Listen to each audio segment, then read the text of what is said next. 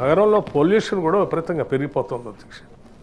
ఈ పొల్యూషన్ ఏ స్థాయికి వెళ్ళిందంటే ఈ ఢిల్లీ పోదాం అంటే చాలామంది భయపడతా ఉన్నారు కూడా. ఒక పర్టికులర్ సీజన్ వస్తే ఢిల్లీలో ఉన్నటువంటి వాళ్ళంతా బయటకు వచ్చి ఆ 2-3 నెలలు బయట ఉండి మళ్ళీ ఢిల్లీ పోయే కార్యక్రమం ఉంటున్నారు అక్కడ ఉన్నటువంటి వాళ్ళు కూడా. అటువంటి పరిస్థితి పెరుగుతున్నటువంటి హైదరాబాద్ నగరానికి కూడా భవిష్యత్తులో రాకుండా ఉండాలన్నటువంటి ఆలోచనతో హైదరాబాద్లో తిరిగేటువంటి ఆర్టీసీ బస్సులు అన్నింటినీ కూడా సాధ్యమైనంత వరకు డీజిల్ వెహికల్స్ అన్నింటినీ ఏ నుంచి బయటికి పంపించి సిటీలో సిటీలో బ్యాటరీ బేస్డ్ బస్సులు ఎక్కువగా తిరగటం కోసం అనుకూలమైన పరిస్థితులు కల్పించడమే కాకుండా సిటీలో ఆటోలకి కొత్తగా వచ్చేటువంటి ఆటోలకి పర్మిషన్ లేదు.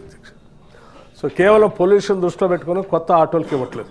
భవిష్యత్తులో ఈ సోలార్ బ్యాటరీతో నడిచేటువంటి ఆటోలకి పెద్ద ఎత్తున ప్రోత్సహించడానికి, అన్ఎంప్లాయిడ్ యూత్ని కూడా ప్రోత్సహించడానికి కొన్ని కార్యాచరణ ప్రణాళికల్ని ప్రకటించే కార్యక్రమం కూడా రాష్ట్ర ప్రభుత్వం చేస్తూ ఉంది అధ్యక్ష. తద్వారా హైదరాబాద్లో ఉన్నటువంటి పొల్యూషన్ని నగరాన్ని కాపాడుకుంటూ వీటితో పాటు ఇక్కడ పొల్యూషన్ గురి చేస్తున్నటువంటి పరిశ్రమలు కూడా సాధ్యమైనంత వరకు ఔటర్ రింగ్ రోడ్ బయటికి పంపించే కార్యక్రమం కూడా చేస్తే బాగుంటుందని ఇక్కడ ఉన్నటువంటి పర్యావరణ శాస్త్రవేత్తలు కూడా పెద్ద ఎత్తున కోరుతా ఉన్నారు.